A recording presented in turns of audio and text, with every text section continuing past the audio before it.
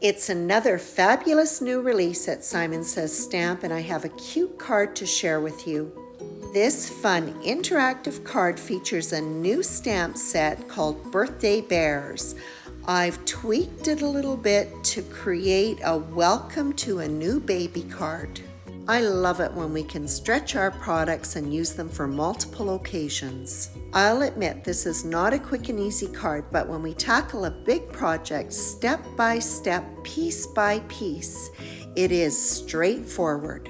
Several panels were cut from Bristol Smooth cardstock, 3 large panels card front size at 4 inches by 5 1/4 inches, and then 4 small panels that will go on the interactive mechanism that measure 2 1/2 inches by 3 1/2 inches. Lots of elements are incorporated in this card, so I choose a heavy cardstock Nina Classic Crest 110 pound to create an A2 size card base. I'm just checking my masking paper to make sure that I stamp my images on the right side. All of the panels on the inside of the card are going to be one layer. This set includes 4 cute little bears. I'm going to stamp each of the bears on one of the small panels, and they have also been stamped on the masking paper. As I stamp each of the bears, I add in some other elements which I will also be stamping on the masking paper.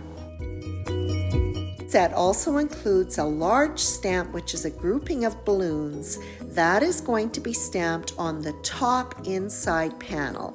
Again, it will also be stamped on the masking paper. By the way, I'm using a sticky mat insert for my MISTI to hold everything in place while I do my stamping. And now on to the fussy cutting. When I cut out my masks, I make sure that I go just inside the black line. I mask the images that are on the 4 small panels and on the 1 larger panel. I'm using a 3-piece stencil set by Simon Says Stamp called Dimensional Star Stencils. I'm stenciling on Waffle Flowers stencil mat. This has an edge which I have my stencil pushed up against. There is some etched printing, Simon Says Stamp, on the bottom of each stencil. I make sure that they are all oriented the same way so that when I stencil, none of the stars will overlap. The panels are also lined up against the edge of the stencil mat, and the stencil is lined up to one side of the panel. All of my stenciling is going to be done with Simon's Positively Saturated inks. The 4 small panels and 1 large panel will have the stars. They are done in a combination of lemonade, celery, and seafoam. 1 color is applied for each of the 3 stencils. There are 2 larger panels left. One is for the card front and the other for the bottom inside of the card. These will be stenciled with a 4-piece layered flower stencil set. I'll be working with peachy, lemonade, celery, and limelicious. Again, to make sure that the images between the stencils are not going to overlap, I make sure that the stencils are all oriented the same way by looking at the etched wording at the bottom of the stencil. For this set of stencils, my panel is not pushed up against that raised edge of the stencil mat. Around the outside edges of the stencil, the flowers cut off, and I want to avoid that on my panel. To make sure that the pattern between the stencils is evenly spaced out and not overlapping, I line up the stencil against the raised edge of the stencil mat and along one side of the panel. I need to stamp the strings for the balloons, but first I'm going to color all of the bears. All of the coloring for this card will be done with Copic markers. For the bears, I'm working with E59, 55, and 50, and a little bit of R20 on the inside of the ears. I color darkest to lightest, but really it's personal preference, and many people will color lightest to darkest. When I color, I like to tackle an image section by section. I begin by creating my shadow areas. From there, it's easy. I just work outwards towards the outer edge with my mid-tone and then my highlight area. Whether coloring something a little bit more complex like these bears, or taking on a project like a pop and twist card, I tend to look at things piece by piece and tackle it step by step. Really, I apply this to everyday life. It really helps to control that feeling of being overwhelmed. And now that the body of the bear is complete, I'm ready to move on to that cute little face. After I finish coloring that sweet little tail, when I'm working with a head that has a full frontal view, I put my shadow areas on either side of the face. A couple of bears have a side view, and for those ones, I start my shadow areas at the back of the head. I keep it pretty simple, and most of the face is colored with the mid-tone. Because the images are small, for the most part, I'm just putting on one layer of color, but I'm doing a scrubbing motion where the dark meets the mid-tone. For this little bear, I'm just putting a little bit of a highlight above his nose and on the tips of his ears. And after I apply the highlight, then the ears are finished off in the center with a little bit of R20. So now on to stamping the balloon string, and so I found it easiest for me to use an acrylic block. I'm using a little bit of Post-it note tape to do some simple masking. After the tail of the string is stamped, then I move my Post-it note tape to mask off the bottom of the balloon and the top of the paw.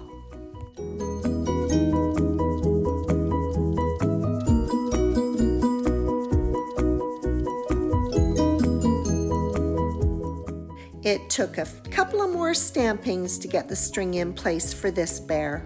The paw was masked and the bottom of the string was stamped. To stamp the next section, the paw was masked and also the bottom of the head. But before I stamp, I'm just checking to make sure I'm going to have it more or less aligned between the three sections before I do the stamping. And to finish it off, the top of the head is masked off along with the bottom of the balloon. Post-it note tape is a fast and easy way to do some simple masking. And I don't want any double inking, so I have to add a little bit more tape to the bottom of the image. And on with the rest of the coloring.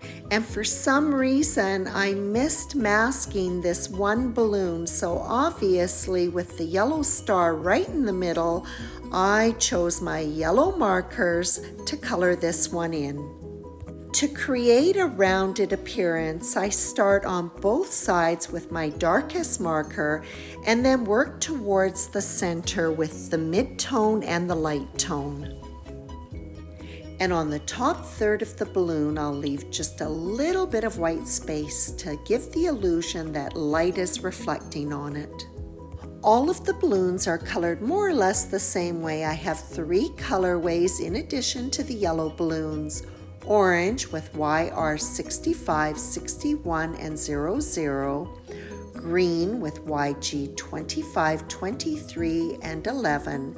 And the blue balloons with B05, 02, and 00. The green and yellow presents were colored with the same colors that were used for the yellow balloon and the green balloon.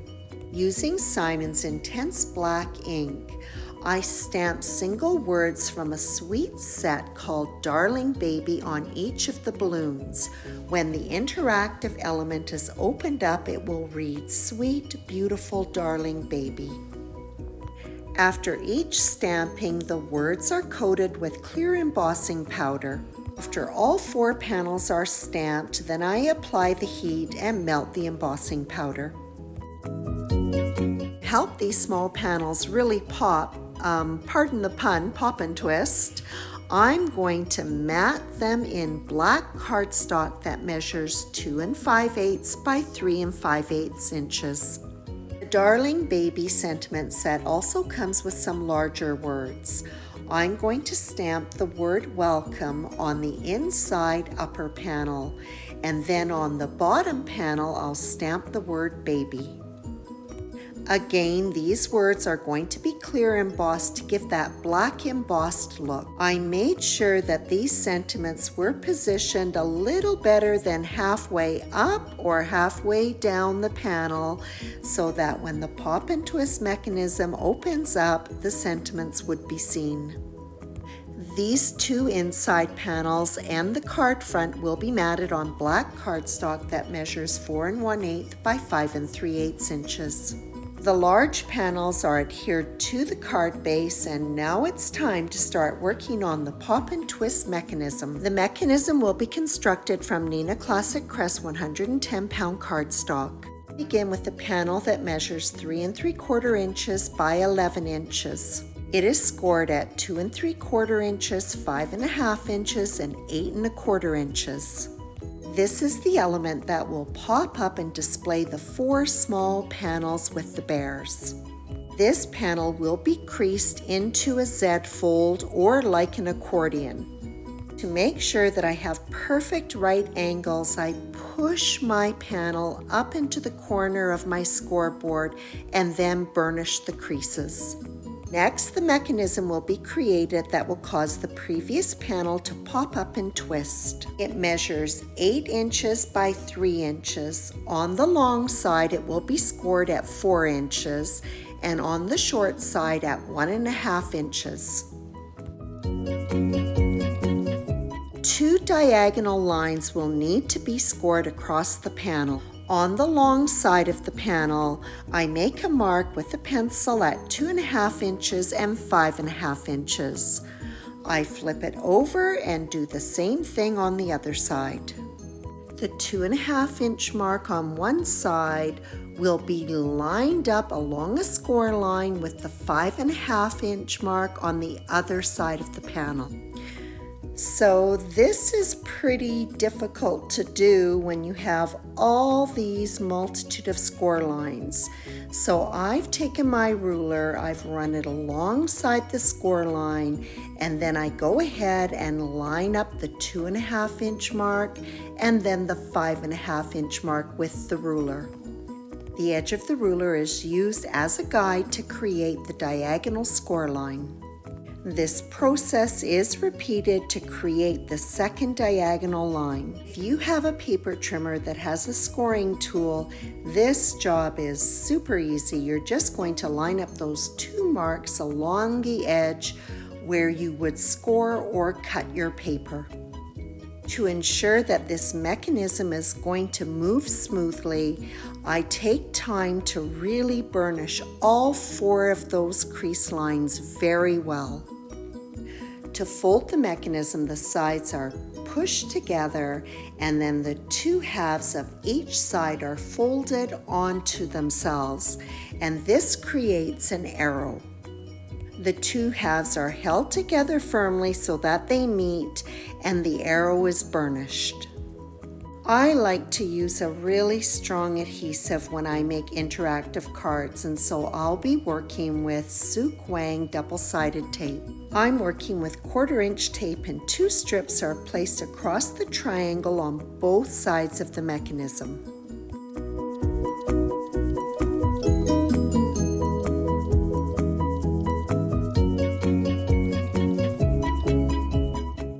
The panel is opened up and laid flat with the tape facing down on the work surface. 2 strips of tape are placed right at the edge of the upper right-hand corner, and then 2 more strips on the opposite corner. Where the mechanism is attached to the panel, I do another good burnishing of all of the creases. I've heard many crafters refer to the folds in the creases as either mountains or valleys, so that's the terminology I'm going to use. The panel is laid out on the work surface so that the valley is in the middle.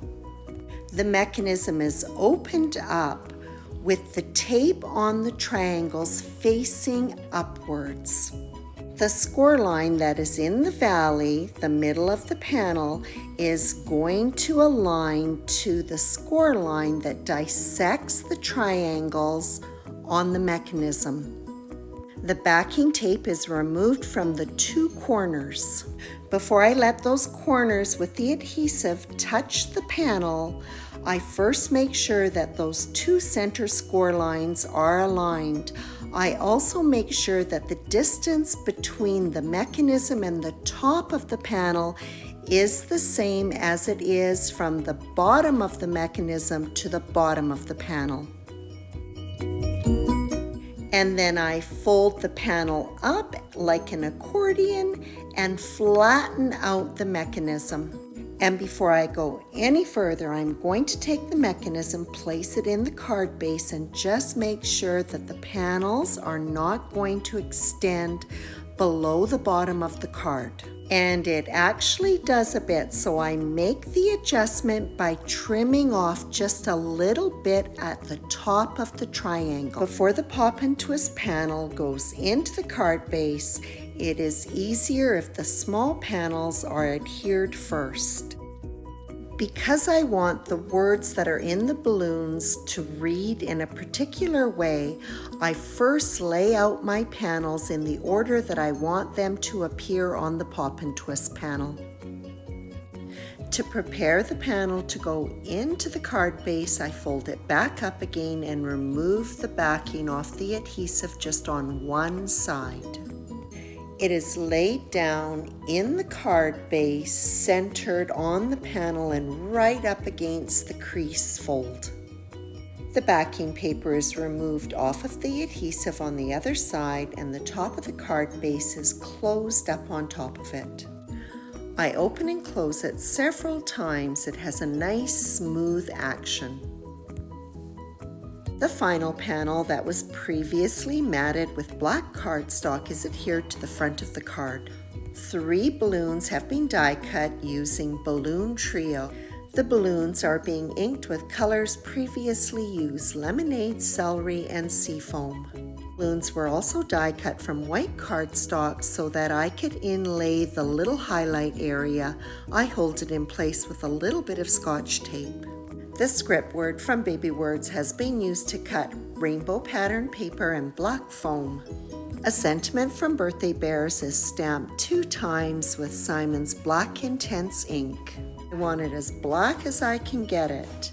I love black embossing, but I'm not a fan of black embossing powder because I always get specks everywhere.